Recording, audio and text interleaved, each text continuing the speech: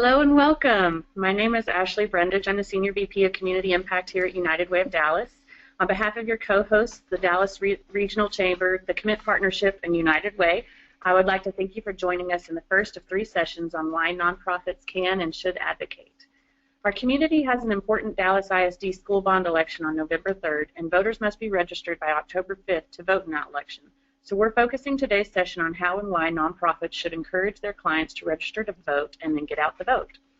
Our next session will focus on how nonprofits can advocate on policy issues, and our last session will explore the ways in which nonprofits can and should lobby. We hope you will join us for all 3 of these sessions. The goal of today's session is to energize you to become civically engaged, and just as importantly, to give you strategies to empower those you serve to advocate, get out the vote, and be civically engaged. As nonprofits, we're uniquely positioned to reach populations whose voices are underrepresented in the political process. It is so important that they be heard. We work every day to strengthen communities and improve the lives of the people we serve. Harnessing their voice in the political process can be one of the most effective ways of creating the systemic change we are all working toward. The people we serve know we care about them, their communities, and their families. That trusted relationship makes us an ideal messenger for the importance of civic engagement. The 2002 Nonprofit Vote Study showed that when nonprofits talk to their clients about voting, their likelihood of both voting and talking to their friends and family about voting increased substantially across all demographics. Today you will hear from Elizabeth Wally, President of the League of Women Voters of Dallas. Rooted in the movement that secured the right to vote for women, the League has worked to foster civic engagement and enhance access to the vote since its organization was founded in 1920. After Elizabeth, you'll hear from Isaac Foss, co-chair of the Dallas ISD Future Facilities Task Force, who will give a nonpartisan overview of the upcoming Dallas ISD Bond Initiative to be voted on November 3rd. Now I'm going to turn it over to Elizabeth. How do you do? This is Elizabeth Wally, and I'm so pleased to be with you today as Vice President of the League of Women Voters of Dallas. We're going to start off talking about voting and voter turnout and who votes and who doesn't and what we can do about it. The first thing that we're going to do is display a little pop quiz here, and it's a very easy pop quiz because you can see all the answers. But we're on the honor system, and I urge you to try to think about the questions as we go through. First question would be, what do you think was the percentage of Dallasites who voted in the last big election that we had? That would have been November 2014. Do you remember that election? We elected a governor, we elected a senator, and the entire state House of Representatives and many other important races. And how many people who were eligible to vote and registered to vote do you think turned out in that election? And the answer is 34%. That's about 1 out of 3. Okay, the second question is, what percentage of Dallasites voted in the last constitutional amendment election? That would have been in November of 2013. And I'm asking that because at the same time that we are going to have the bond election for DISD that was mentioned a few minutes ago, we're also going to have another constitutional amendment election. And there's some very substantive things coming up on that ballot. For example, carving out a piece of the sales tax, which is normally used for education, and dedicating that to transportation. So there's some other large issues on that ballot as well. So how many people do you think participated the last time we had a similar election? And the answer to that is 6% of registered voters. That would be about 6 out of 100. And finally, what percentage of Dallasites do you think voted in the last DISD school bond election? That would have been 2008. And that was a very similar election to the one that's coming up. It was about a $1.4 billion election, whereas this one will be 1.6. And the answer is, at that time, 4% of our registered voters, which would be about 4 out of 100. Now, do those numbers surprise you? Does that seem low? Sometimes to help visualize, a graphic is helpful. This is a chart that shows in the last DISD bond election, the people who voted and the people did not. And as you can see, we had almost 500,000 people who were eligible to vote in the DISD election, registered to vote, and they just didn't turn out. And yet we had all those decisions made by about 18,000 of our voters.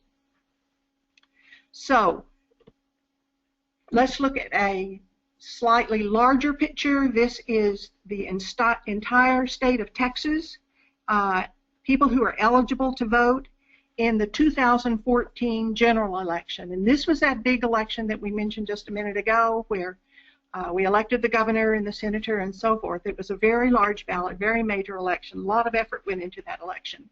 And you see on this chart, in the entire state of Texas, of people who were eligible to vote, a little under 5 million actually turned out for that election. Another 2.6 million were eligible to vote but had not registered, so of course they did not vote. But what's the biggest block on that chart? What do you see there? 9.3 million is the largest block on that chart. It's more than half the population who were registered to vote, eligible to vote, and they just did not turn out. Now, that's a big problem because these elected officials are making very major decisions that affect our lives every single day. Government is involved in many, many aspects of our lives. And when only a minority of our people are participating in the process, imbalances can arise. So why aren't people voting? I think probably the term that we hear most is voter apathy. Haven't you heard that term? That's blame the voter, okay? It has very negative connotations where the voters are concerned. It sort of implies laziness. Now, I reject that term. I think it's absurd to suggest that such a large percentage of our population is just lazy. We have, we're talking about anywhere from 2/3 to 95% of our population who is not participating in the voting process. And to suggest that the reason they're not voting is because they're apathetic and don't care is just doesn't make sense. We see a lot of people out in the community who are very good citizens in every other way. They mow their lawns, they take care of their kids, they go to work every day, but they just don't turn out and vote. So I think it's reasonable to ask, why are these people good citizens in every other way, but in this aspect they are not participating? And what we see in the League of Women Voters is some more basic reasons. We're out there in the field a lot. We do a lot of voter education. We do a lot of voter registration, and we put effort into trying to make sure that people are informed when elections come out. And what our experience is suggesting is that, first of all, there's a tremendous lack of education in the community about voting. And I mean by that people don't understand the process. We have large segments of the population, especially here in Texas, who do not have a heritage of voting in their neighborhoods and in their families. I mean, when I was young, I learned about voting from my parents because they were regular voters. But a lot of the people in our community today come from other cultures where voting is not the accepted way to do things. Maybe voting was didn't mean anything, or maybe there wasn't an opportunity to vote, or there were a lot of corruption in the system, unlike what we have here. So there are negative associations with voting, and that's affecting a lot of the attitudes about voting that we see in the community today, and a lot of explanation for the lack of understanding of the process. There are also myths about voting that are inhibiting turnout, and we'll get into some of those in just a few minutes. Another big barrier that we see is a lack of information about candidates and issues. Now, it used to be that people got a lot of their information about candidates and issues from local news and from the local print newspaper.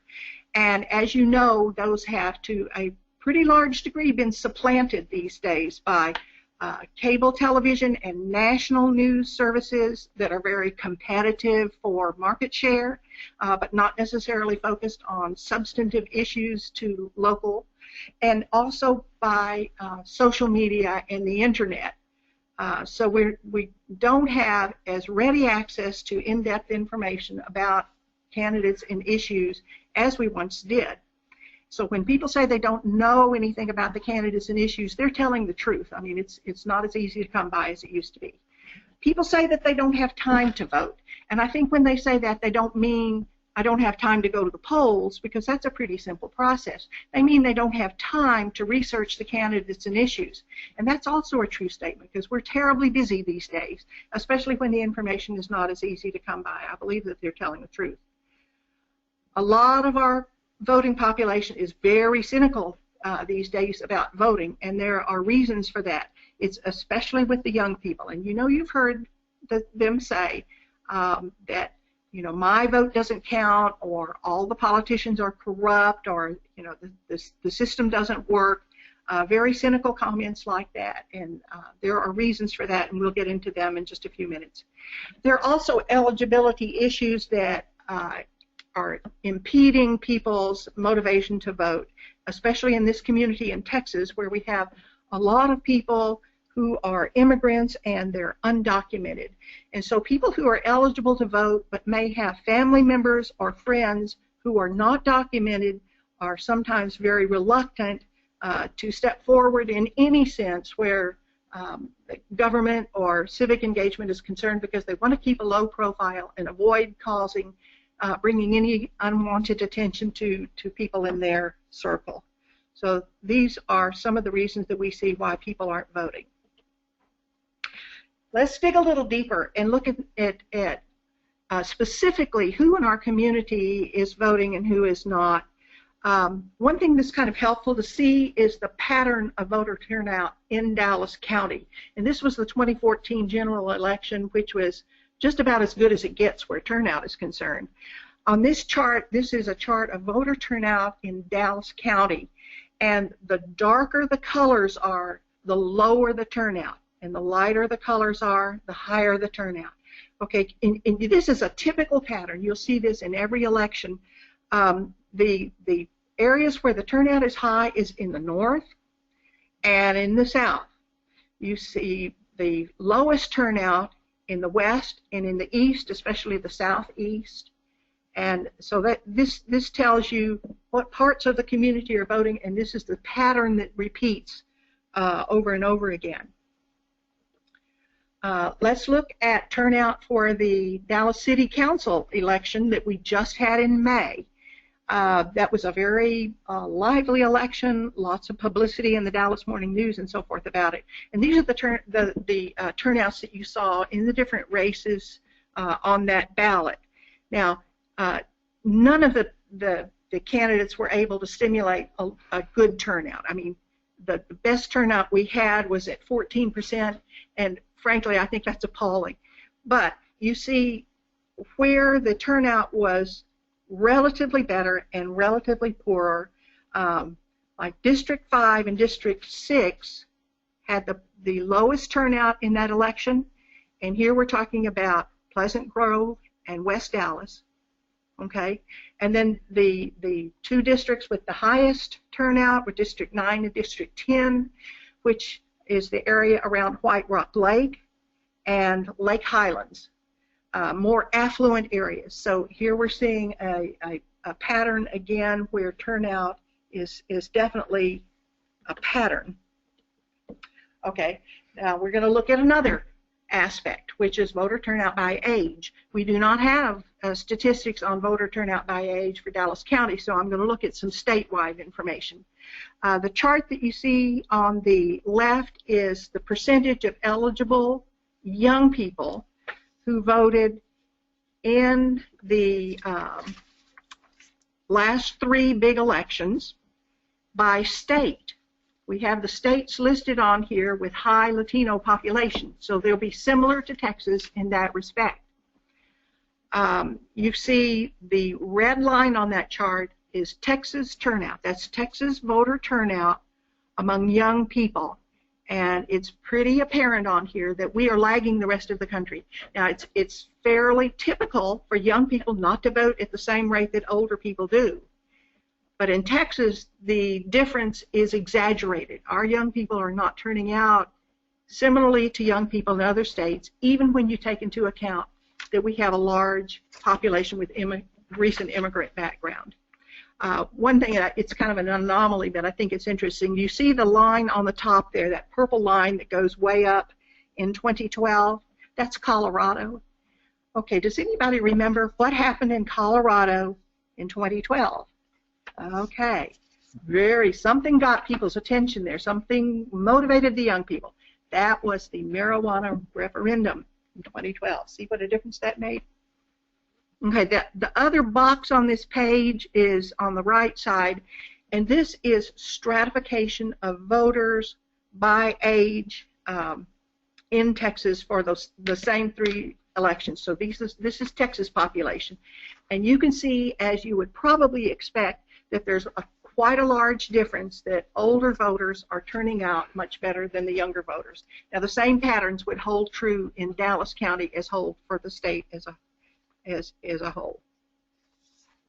All right, let's look at another cut, which is voter turnout by race.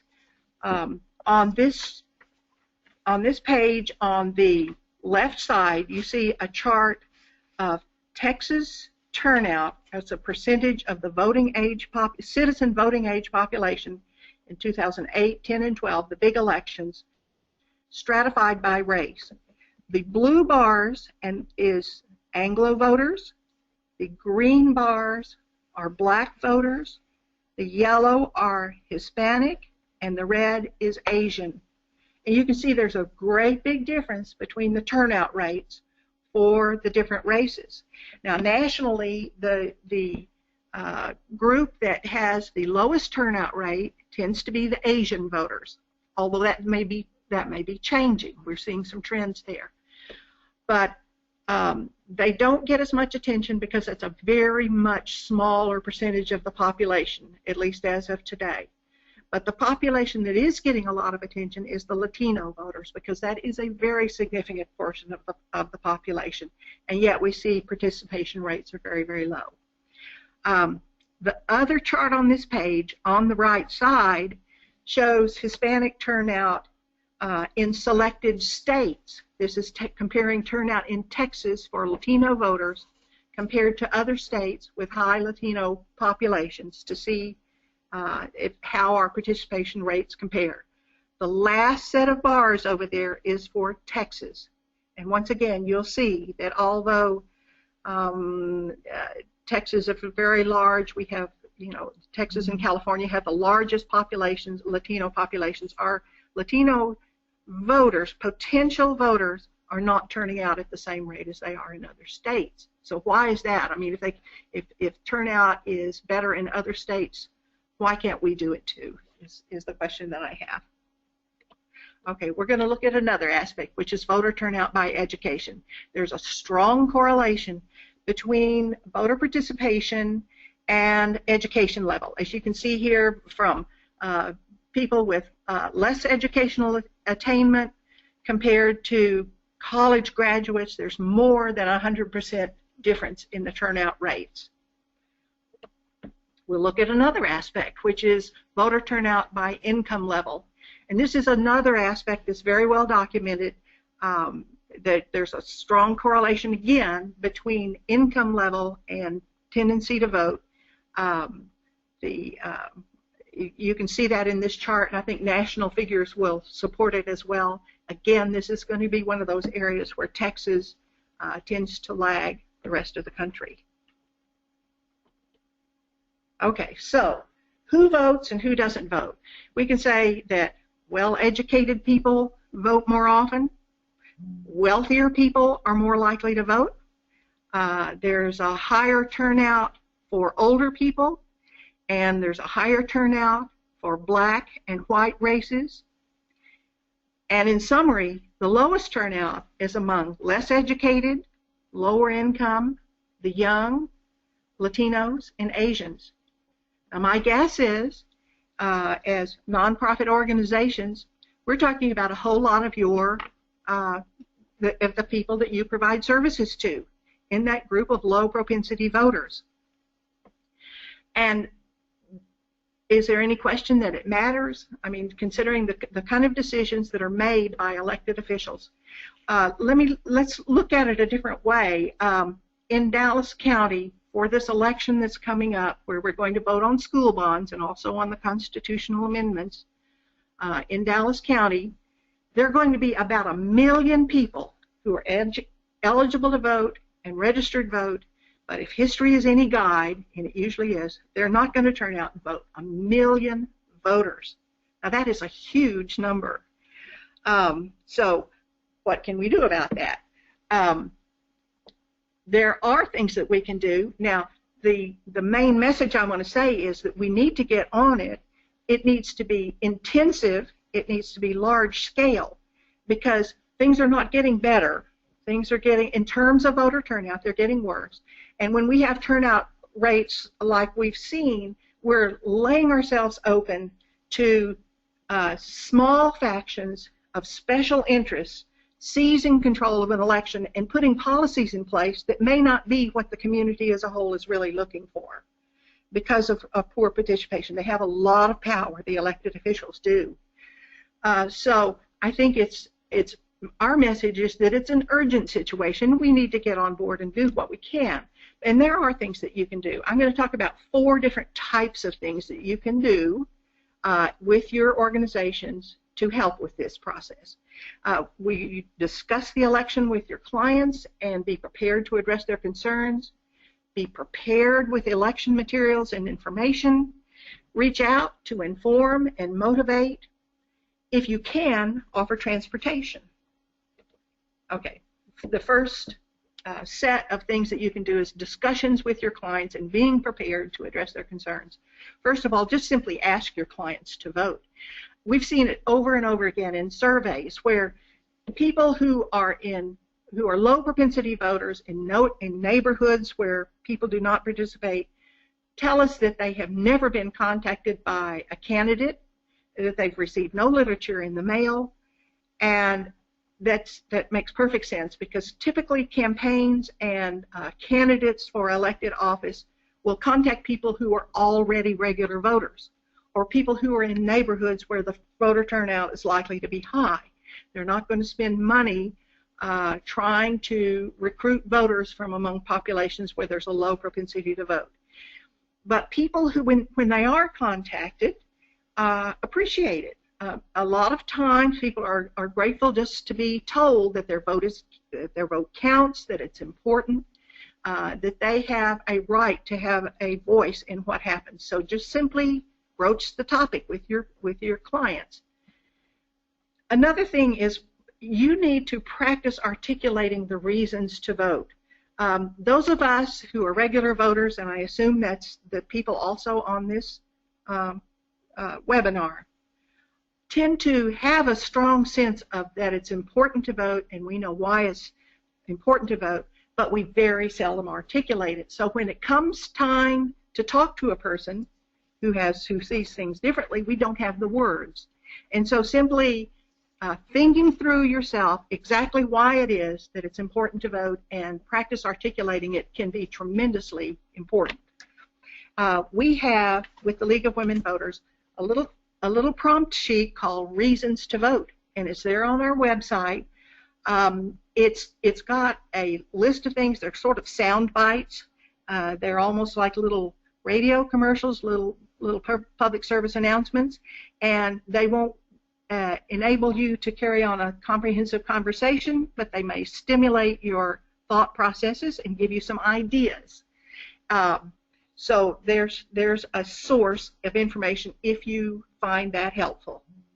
And another thing that you need to remind your clients is that the little elections, what we call the little elections, matter just as much as the big ones.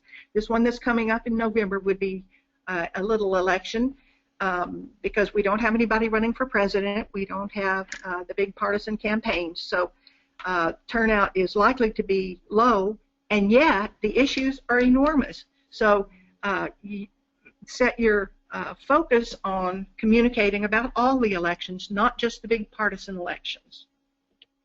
Okay, this is the handout that the League of Women Voters has on its website with a lot of little sound bites on there that may help you communicate. Actually, I've seen this in voter registration drives.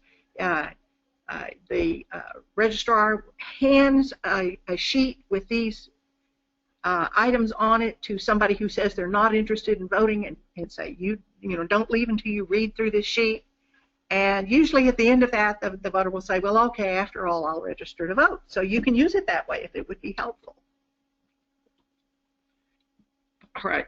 In your discussions with clients, please be honest. I think one of the reasons we see so much cynicism out there is because in trying to compete in an elected office, we overpromise or we lead to expectations that are unrealistic. For one thing, the people that you vote for are not always going to win.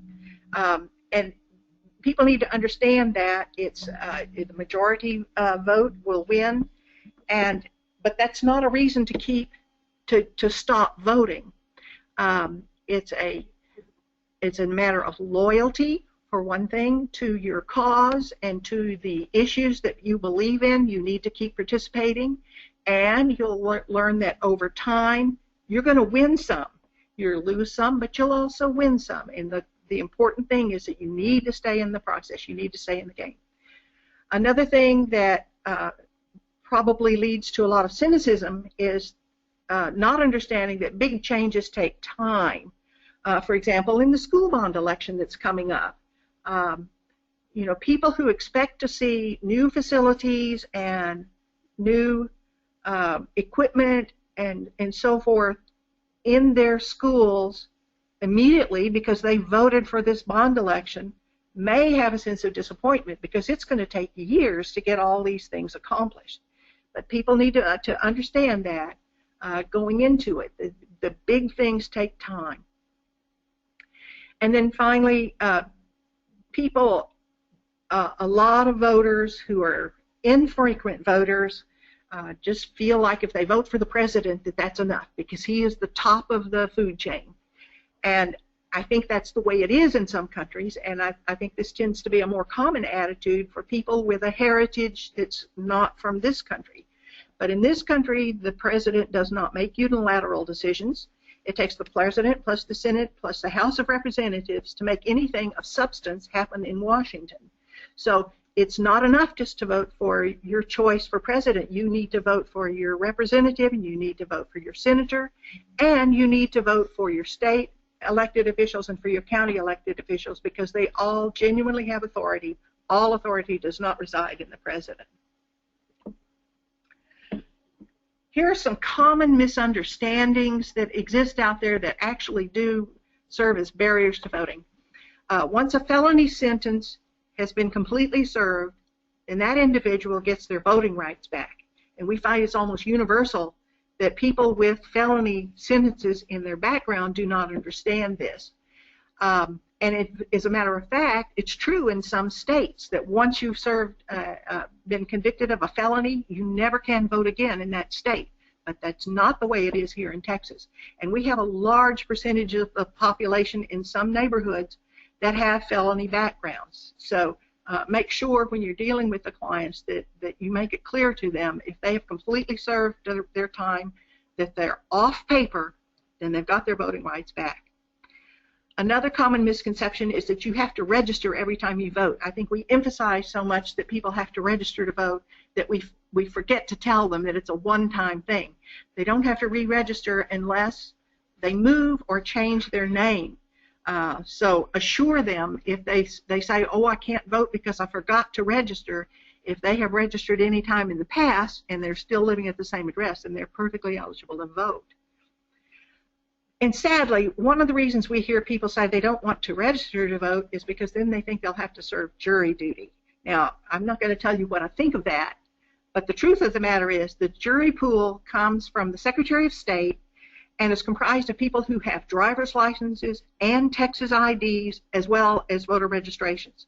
So if your client has a driver's license or a Texas ID, they're already in the pool for jury duty. And putting a voter registration in there is not going to make one bit of difference. And then another, surprisingly, even if you voted for a candidate in a primary, you still need to vote again when you have the general election. I have heard over and over again telling people that it's time to go vote in a general election. They say, oh, well, I already voted. I voted last March for my candidate, and not understanding that they have to do it again. So the same thing with runoffs. So just make sure that that's clear to your clients. All right.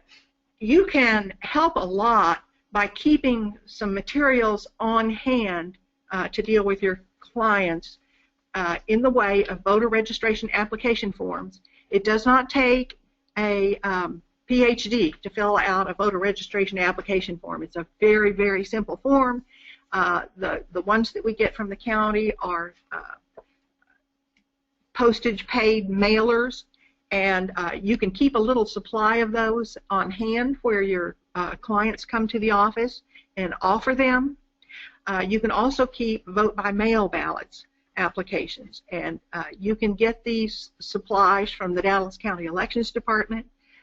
If you need some help, we're going to offer to bring you supplies if that would be useful. So you let us know if this is something that you would like to have, but it's just not going to be possible for you to go to the elections office to get those supplies. Okay, other things that you need to have on hand before every election, you need to have an election calendar that tells people when to go vote. You know, there's an early voting period, and then there's an election day, and it's different for every election. So make sure that you've got the little calendar on hand. It's just a one-page thing that you can either pick up at Dallas County Elections or you can print it off from their website. Very simple. You need to have a list of early voting locations on hand and know which one is most convenient for your location, because a lot of times people don't know where they're supposed to go to vote. So if you have that information, it would be very useful. Have a list of election day polling places on hand, or be able to look them up online easily so that you can tell people if they're waiting until election day to vote, they know where to go, because they can't just go any place in the county on election day. Of course, they have to go to their precinct polling place. Know how to check voter registration status. Again, it's a very, very simple thing to do. And the nice thing is when you go to the Dallas County website, anybody can check their voter registration status. It just takes a few seconds. And they can also see who their elected officials are and get a look at their ballot. Their own personal ballot will pop up there very, very simply from the Dallas County website. So if you want to know what's going to be on your ballot, it's very, very, very easy to look it up. But you may have to help your clients with that, so be prepared. The vote by mail applications may be very useful to you depending on your client base. For people who are 65 years or older or disabled, or if they're going to be out of the county for the entire duration of the election, we strongly recommend that you vote by mail. It's so much simpler than having to deal with transportation and so forth. And you know, you can do it at your convenience and take your time. You can get forms from the Dallas County Elections Department, and there's some contact information there. The law has changed now, and it's better. You only have to apply for vote by mail once a year, which is nice. You just do that once a year at the beginning of the year, and then you're set for the rest of the year, and those ballots will come to you automatically. You fill them in and then send them back in the mail. But you need to fill out that application to get started. Okay, a lot of times in some communities, people do not know about photo ID. I mean, we've heard so much about it, but there are still people out there who do not understand that if they're going to go vote in person, they need one of these photo IDs. They're going to need to present that. They don't have to have their voter registration card, but they do have to have a photo ID when they go to vote. And here's the list of authorized IDs. None of them may be expired more than 60 days. And a student ID does not count, and an employer ID does not count. It needs to be one of them off of this list. Okay, to provide information about the election, what's going to be on the ballot and what the issues are, more particularly, you can have on hand some nonpartisan flyers. You may have position papers from your organization that are relevant to a vote that's coming up. The League of Women Voters provides nonpartisan voter guides for elections. For most elections, well, for all elections, we provide online voter guides that describe the issues. For the large elections, we also provide printed voter guides that are free of charge, and we're happy to provide some of those if that would be helpful. The Dallas Morning News is very good about covering elections. They have lots of always informative articles and editorials. If you just have a couple of issues of the Dallas Morning News around the office, that can be a big help to people to show them where to get information. And then beyond just dealing with people that come to the office, you can reach out to inform and motivate. You can have a phone bank to call up people on your client list and remind them that it's time to vote and where they can go to find information such as what's on the ballot and what the issues are. I've known some nonprofit organizations that actually block walk in their neighborhoods to inform people of an election coming up if there are issues on that election of great importance. You can post flyers and posters. You can post them around your office, or you can post them around the community. Some of the most successful events I've seen have been the Rock the Vote style events, where you may have cupcakes and punch and a little music and offer to register people to vote, give them stickers, and just make a friendly, happy, festive atmosphere. And you can do that for voter registration or for getting out the vote. You can host a candidate forum or a Meet the Candidate event. That would be a very useful thing to do. Now, before an election, candidates are falling all over themselves trying to find opportunities to meet with the public. You probably will not have difficulty attracting a candidate if you can assemble a group of people there that they can talk to. And that can be very useful for people trying to decide who to vote for. And then when somebody does vote, give them a star or give them a sticker. You can't give them anything more than that, but I think a star or a sticker is allowed. Okay, in a lot of communities, transportation is an issue. So if you can offer rides to the polls, that's very helpful. I've seen sometimes that if you're offering rides to the polls, you'll want to have an affidavit that the client signs that relieves you of liability. You want to make sure that your drivers have insurance, and you need to just discuss it with your attorney, make sure that everything's okay. But if you can do all that and offer rides to the polls, it's a very useful thing. But if you can't do it yourself, oftentimes in a big election, the political parties will offer rides, or candidates will offer rides, or there's an organization called the Texas Organizing Project that's pretty good about offering rides to the polls as well. Those are all good sources if you can't do it yourself. And then there's a kind of a tradition in some of the African American churches that's wonderful. It's called Souls to the Polls. And what they do after church is all the people in the congregation will get together in a caravan of cars and drive to the polls, and they'll all vote together during the early voting period. And that's a happy time. And you could organize something along those lines to get people to the polls. I think that's making voting a positive experience for people is a very good thing. So here are resources that can help you with voter registration or get out the vote projects. Dallas County Elections is excellent, just a gold mine of information. The Dallas Regional Chamber of Commerce stands ready to help. They want to be of assistance. And we of the League of Women Voters, that's what we do, so don't hesitate to give us a call. And then finally, it sometimes helps to remind people that every vote counts. I mean, it's sort of a collective thing. Voting is something you do as a team. You vote with your team. But sometimes just even one vote makes all the difference in the world. And here are some historical examples of elections that were very, very close. I'm not going to go through all of them. The last one on the list was of such enormous consequence. In 2000, some of you may remember the presidential election was very, very close. It was George Bush and Al Gore. And in the end, it all came down to the state of Florida. Which way was the state of Florida going to go? And they went back and forth for months, really. It got to be a legal battle, going back and forth over the election outcome in the state of Florida. And in the end, it was declared that the state of Florida was won by George Bush by 537 votes. That's 537 people. And of course, you know, history was changed. History was made just by 537 votes. So it does count.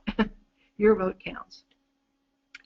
The election coming up on November 3rd, the constitutional amendments, DISD bond election. Some of the suburbs are also having referendums and elections. The city of Mesquite's having a street bond election. The Grand Prairie ISD is having a tax ratification and bond election, and there are probably some others. I haven't seen the ballot yet. It hasn't been released, but there'll probably be others. So it's a big election.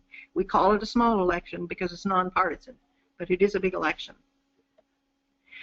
Here's the election calendar for that election. Of special interest, we still have plenty of time to register to vote. The cutoff isn't until Monday, October 4th, and then starting Monday, October the 9th. That's impossible. I've got one of my days wrong on there. I apologize for that. But October 9th is the first day of early voting, and early voting will run till October 30th. And then if people are not able to get their vote in during the early voting period, or if they would prefer, they can vote on Election Day on November the 3rd. Here are some sources of information for the election, and I think that's all self-explanatory. You can print that off if you wish. It's mostly websites. These are online sources where you can go and get information that are easy to print off.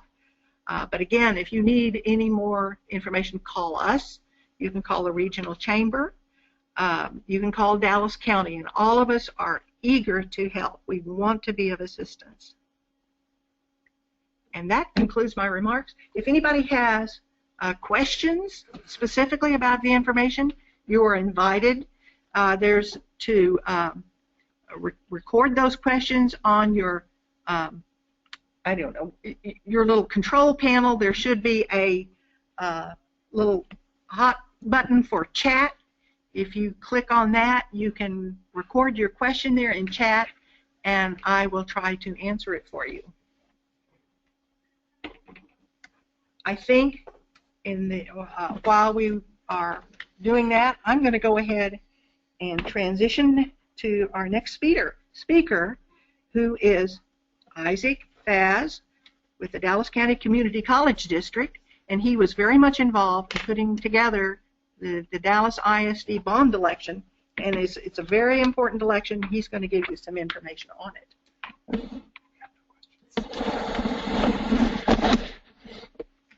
Perfect. Thank you, Elizabeth. That was great information, and it proves we have plenty of work to do to increase voter participation. So thank you for that. Hi, good afternoon. My name is Isaac Falls. I'm with the Dallas County Community College District. I was co-chair of the Future Facilities Task Force. That's actually me, but that's not the glamour shot that I submitted, so I'll make sure we take care of that later. Again, if you have any questions after this, we have an opportunity to ask questions via chat, and also my contact information is there, my email and my phone number. Always feel free to reach out and call or shoot me an email. I'm happy to respond to any questions that you may have. I'll be brief. The bond election coming up, there's a lot of great information, and I'll make sure I share some of those resources after this brief presentation. But the 2015 $1.6 billion bond proposal was developed by the Future Facilities Task Force, and we have a really good diverse group that includes appointees from the school trustees, chambers of commerce, community members, educators, administrative staff. We have a reverend, architects, lawyers. You know, it's really a microcosm of Dallas. And the task force reviewed an extensive engineering study of building conditions and needed repairs, as well as demographic information to identify the student population and enrollment trends. We actually did look at the Parsons report that identified an ocean of needs within DISD, and we worked with a DISD demographer as well, so we can see sort of where there were trends, where people were moving. We can pinpoint households as well as students, because within DISD there's about a 20% mobility rate, so that can easily shift with just one apartment complex going up or closing. So you may be asking yourself, what is being proposed? It's 1.6 billion, and these are the roughly 1.6 billion, and these are the various buckets there. There's about 6 buckets, and it breaks it down. So what we did for this webinar, really, we just sort of took one page out of different presentations that are available online, and again, we'll have the address for you all to visit that, so you can receive all the information and look through all the different presentations and then the proposal and how it breaks it down. But these are roughly the 6 buckets. In the new schools, you'll see there that amount there, the cost, that includes 9 schools, most of which are sort of replacement and relief schools. Compared to 2008, in 2008 there were 14 new schools, so this is only 9 schools. We also identified campuses that needed additional classrooms, and that's about 18 campuses would get new classrooms. The educational adequacy improvement, that really focuses on libraries, performing and fine arts, and science labs. We did notice during our sort of year-long study that there's definitely a need in all these areas. One of them, which is there's actually a band classroom that's on a portable, and that's not really suitable for band. And being a band person, I found that sort of interesting. The new educational programs, that includes sort of the career and technical education and the transformational schools, the facilities functional equity. That's sort of the building envelope, includes HVAC, includes plumbing, and that really is addressing sort of the highest needs within the school district. The land and acquisition and clearing, that includes also removing portables and really purchasing some land for some of the new schools. And with respect to new schools, there's approximately 4 new schools. As I said earlier, there's 9 new schools, but only 4 of them are new because the other ones are replacement and relief schools within the district. And what the Future Facilities Task Force did is we really firmly believe that this plan goes a long way in sort of helping make DISD a 21st century school district. We can do all this great work without increasing the tax rate. We can pass a $1.6 billion bond with DISD without increasing the tax rate. So I think that's very important. And this is sort of an area of sort of the places within the district, within the city that will be affected. If you go back to the previous 2002 and 2008 bond programs, you'll see there's a lot of construction or buildings that increased, and the bulk of that was south of I-30. In this 2015 submission, we're really focused on where the needs were. So when we were looking at the different schools, the different campuses, and sort of where the needs are within DISD, we never once took a look at sort of the trustee boundaries. We never looked at the maps.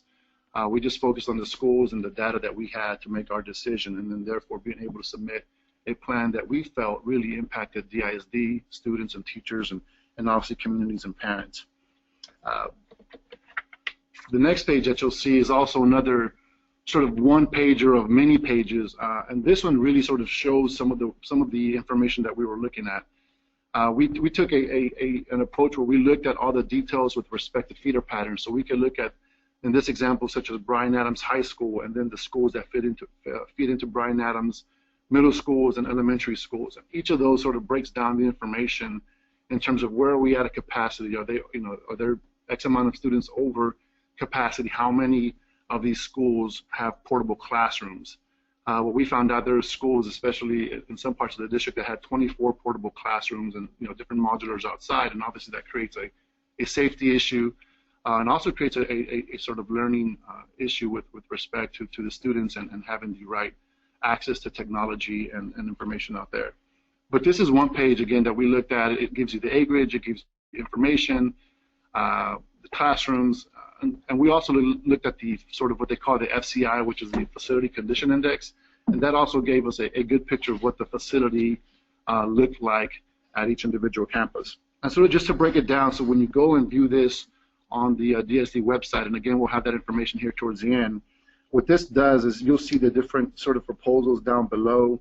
It shows some of the work that we're doing. For example, if you look at, we'll go down in the blue section, looks at Sanger. It shows that there's a pre-K wing and a 6th grade modulars, and we're going to remove some of the modulars that are there. If you look at also Sanger, the 24 classrooms, there's also a cafeteria expansion. Some of the buckets identified in the earlier slides are going to focus on cafeteria expansion. In 2002, 2008, when they added some of the classrooms, they didn't really increase the cafeteria, so we have to go back and increase some of the cafeterias at those schools. That way students aren't having lunch at 10:30 in the morning or early in the day. The next slide is really just all the information with respect to where you can find out, information, presentations, community meetings, things like that.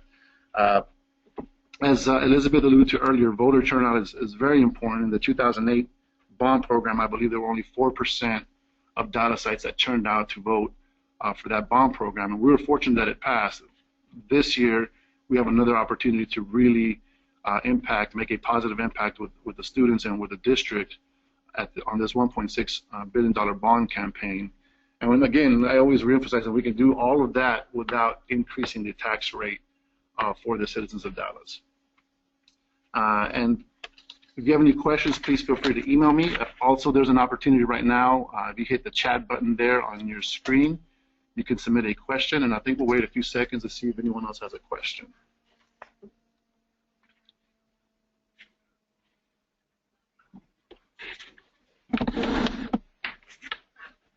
If there are no further questions, I'm going to go ahead and pass over the mic to Libby. Hi, everyone. I'm Libby McKay, the Director of Advocacy for the Commit Partnership. We just really want to thank you all for joining us today and hope you found this program useful. And we really hope you'll use this information to empower civic engagement in your clients. With your trusted relationships with your clients, you're uniquely positioned to encourage them to become engaged and, in the near term, to vote on November 3rd. If you need us to bring you supplies from Dallas County Elections Office, we will. Voter registration applications, vote by mail applications, election calendars. Just type into your chat box your name and your contact information, and we will follow up with you and get whatever materials you want. Our next session is going to be another webinar on November 13th from 11:30 to 1 p.m. That session is going to focus on how nonprofits can advocate, so how you all can directly impact legislation and other things rather than just through your clients. This is what you all can actually do. So please save that date. Before we close, I wanted to get your input for our future advocacy planning. So we are going to do a quick 2-question poll. That is going to come up in just a second, and then if you can. So click on, in our future sessions, what advocacy topics are you most interested in? Limits on nonprofit lobbying, civic engagement, and effectively advocating to elected officials. So, okay, thank you. And then we have one more question.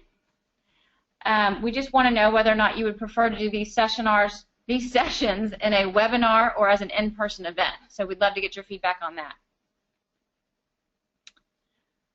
And then that's it. So thank you for your input and your participation today, and we hope that you will join us on November 13th. And we hope you will help us get out the vote on November 3rd. So we just want to thank you from the Dallas Regional Chamber, the United Way of Dallas, the Commit Partnership, and thank you so much to our presenters, Elizabeth Wally of the League of Women Voters and Isaac Faz at the Dallas County Community College District.